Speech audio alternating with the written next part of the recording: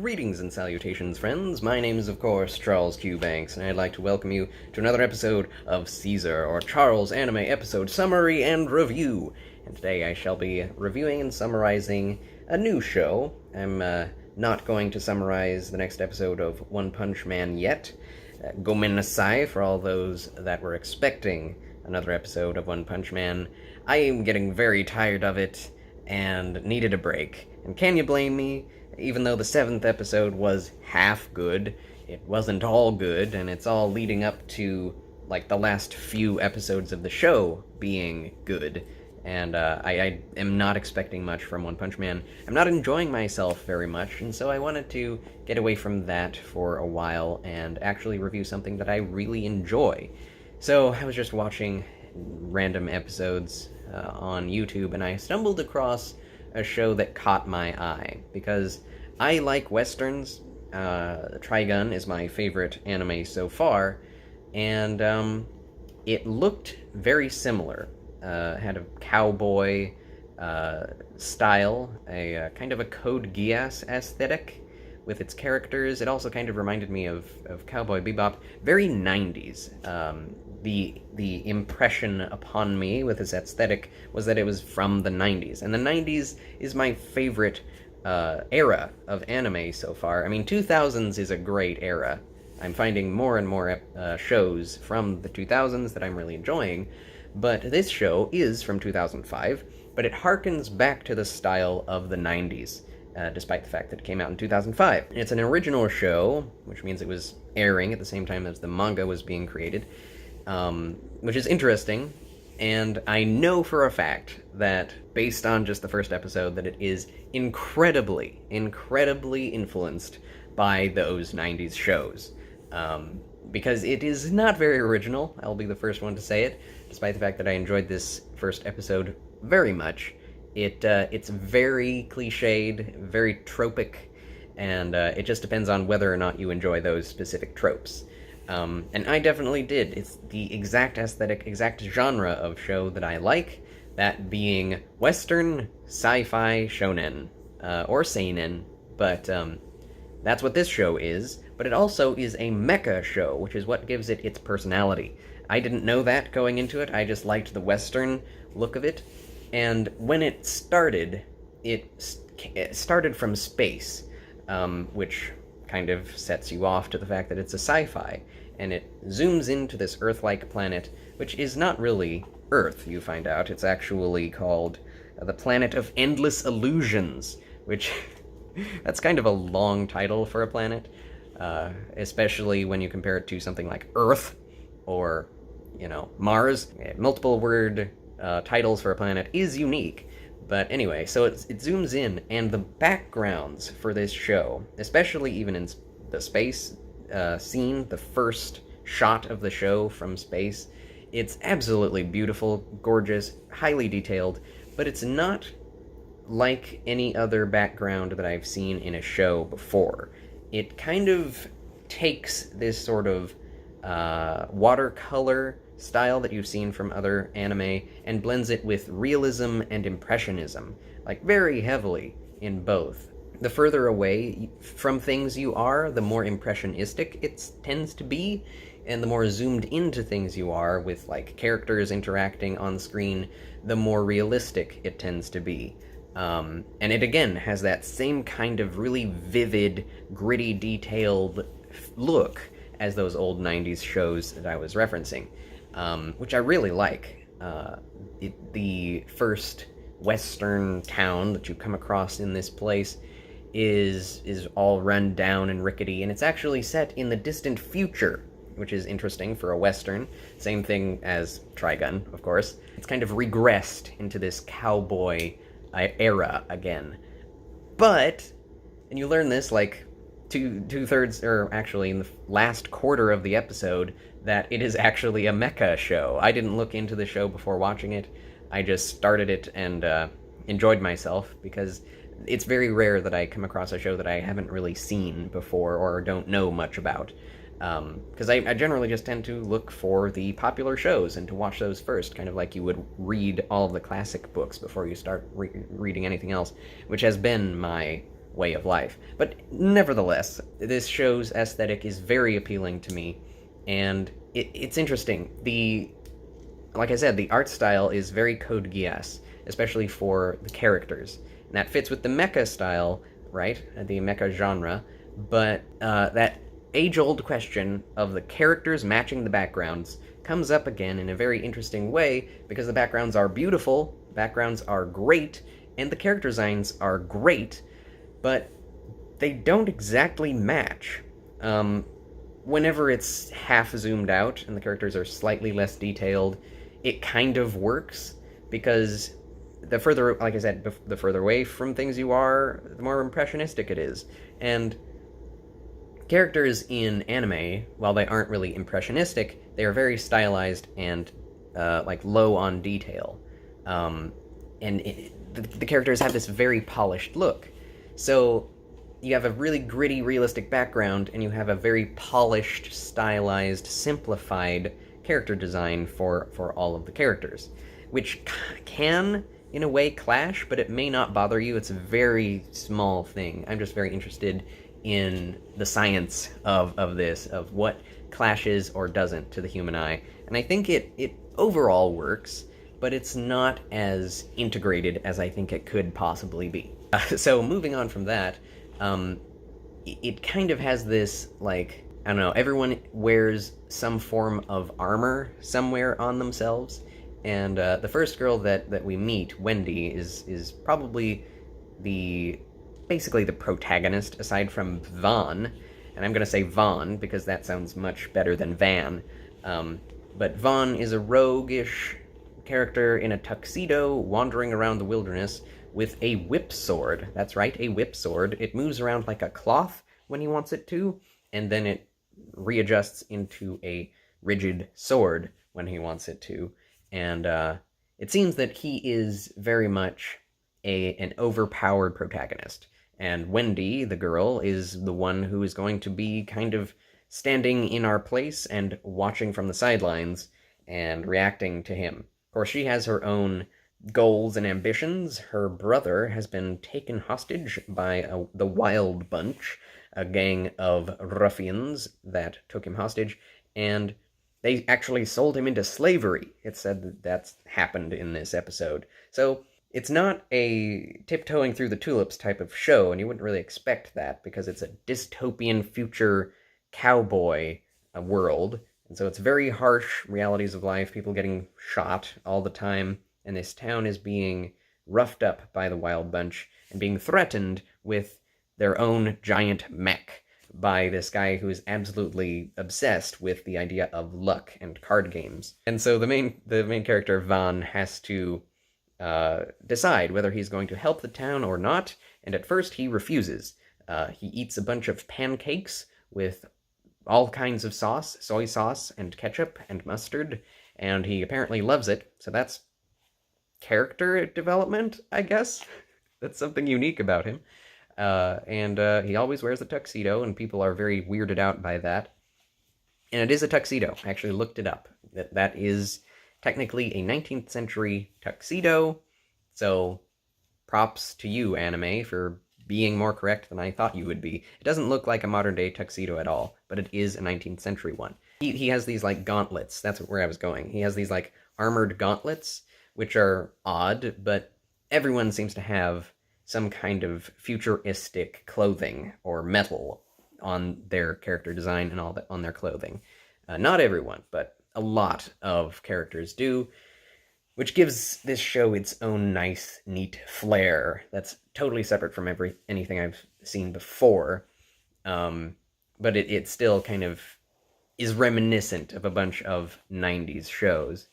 And so he goes about his own business, saying no to the town to protect them, and he goes to a bar because he needs milk, and the gunslingers in the Wild Bunch have taken all of the milk because they've taken all the cows. They're trying to extort money out of the town, and everything else, of course, and just control them and bully them. And he wants his milk, but they won't give it to him, and so he goes through a card game with the leader of the bunch, and he loses, but he kind of cheats to allow himself to lose. which is an interesting kind of shift on the idea. And the guy is made really mad at him because he is really rigidly and passionately connected to the idea of luck. So he feels like his luck has been taken by Vaughn, and so he has this personal grudge against him. So he gets shot in the street, and he comes back to life. Wendy sees him come back to life, and he saved her in a church. She got shot, but thankfully she was wearing a turtle necklace, and that saved her. The bullet actually just hit the turtle necklace, and there's actually a real turtle in the necklace, which is very, it's super weird, but it's part of the sci-fi setting, I guess. He's kind of an alien breed of turtle. And so that saves her, and he saves her with the sword, and then he gets shot and is lying in the street, and there's a blue glow where the bullet hit him, and it presses itself out of his body, and he gets up and he's fine. And that's when he basically decides that he is going to fight these guys. They have pushed him too far, and he needs to get his own back. And so the mech is released against the town, and it's just firing off blasts. And it's this massive mech. It's like 50 meters high at least, with these massive cannons, and the guy's just going crazy on the town. And that's another thing about it, is like, when you see action going on in close-up foreground, everything looks fine, everything looks good.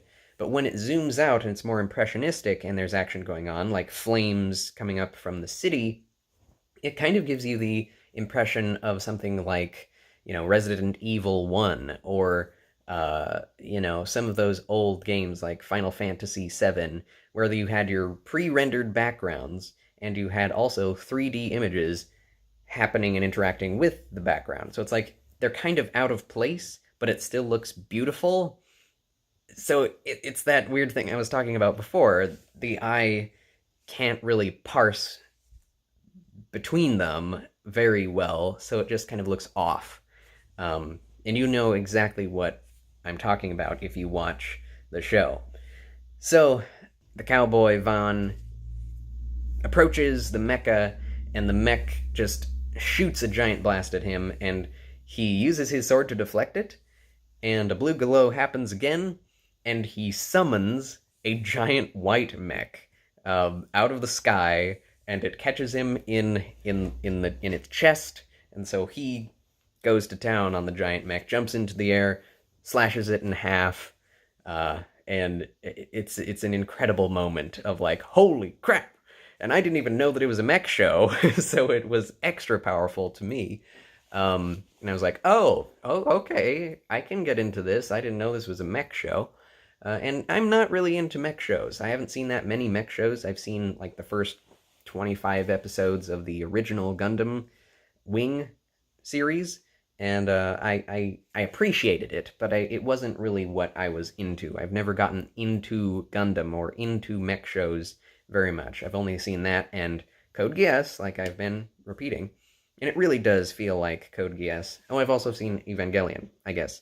That really doesn't always make me think mecha show. It's like drama is the first thing that comes to mind. Yeah, so I'm not super interested in the mecha or mech genre. So I'm not sure how much I'll be able to get out of this show. But there's kind of a lot going on here. There's the ability for this guy to fight on foot with his sword, which he can twirl around like a lightsaber and just cut down all of the bullets that are being shot at him. And that's kind of gives the show its name. It's gun, sword, or gun versus sword. And the sword wins, for once. I know there are a lot of sword weeaboos out there that would really love this show because the sword is actually able to win against the guns. The more archaic weapon is actually able to win. And so I love the character interactions. It's actually a pretty funny show when it tries to be. Wendy wants to attach herself to Vaughn because she really doesn't have anything to do in the town. She's just waiting for her brother to come back, who has been taken hostage, and she has his pistol with her, with which she tries to defend herself, and she's not able to defend herself very well. And so she wants Van to take her with him on his travels. So she is looking for a clawed-handed man who took her brother. And we learn that from the villain who was using the mech against the town. And so when Vaughn hears this, he is immediately on board with going with the girl, because they now have one united goal. He knows this claw person, and something has happened to him because of this, and they go together. And Wendy is like, "I will marry you," and he's like, "What? Why do you need? We don't need to do that. That you're too young, aren't you?" And she's like, "No, I'm not. I know about marriage." And he's like, "Well, how much do you know about marriage?" And she's like, "Well, I know about half." And he's like, "Well, who's gonna teach you the rest?" And she's like, "You," she implies, and he says, "That you." "No, I'm a virgin." And she says, "I'm a virgin too." And he goes, "You shouldn't say that out loud in public."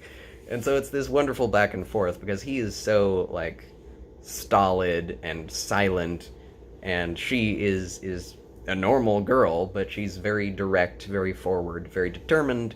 And so it's like the perfect straight man and funny man technique going on with comedy, and it really does work. They're already like a married couple, and I really enjoyed that. I hope they go somewhere with that, developing these characters. Maybe if they don't get more developed romantically, they'll get more developed just as human beings and as adults. To see her grow, and to see him kind of become more and more compassionate towards people, because he's willing to just leave people in the dust and go off on his own. It's apparently a vengeance story, a good old cowboy vengeance story, which I am very interested in as well, and we'll see where that goes. I really do like the cliched Clint Eastwood type of story. So, one thing that I don't really understand is that this show has a pretty low rating on my anime list. It's like anywhere between 4 and 7, mostly like 6s and 5s, and I'm really surprised by that, because I'm enjoying it quite well, quite a lot. Like, I like it just as much as I liked the first episode of Chaika the Coffin Princess. It has all these weird, crazy things going on that we've seen in other shows. It's maybe not original, but the combination is just insane. So, tell me why. I mean, I think maybe this show gets worse as time goes on, and if that's the case, then I'll let you know, obviously, in this continuing review show. And I may not do the whole 26 episodes if that is the case. So, once it starts going downhill, I may just end it. But so far, the animation is beautiful, the artistry is beautiful, backgrounds are beautiful, and the characters are likable so far. So far, we only have the 2 main characters. I don't think we'll be going back to that town anytime soon. So it's just the sky is the limit. And there are so many things that make me think of Trigun, like the white, rocky deserts with the huge rock formations. Is like just like the first episode of Trigun and the rock formations there on that planet. And the fact that it's on another planet instead of Earth is very Trigun-esque. Yeah, I really love the aesthetic here. So, anyway, I will let you know the next time I watch episode 2 what I think of it. But until then, thanks for watching, and like, subscribe if you haven't already, and I'll see you in the next one. Till then, farewell.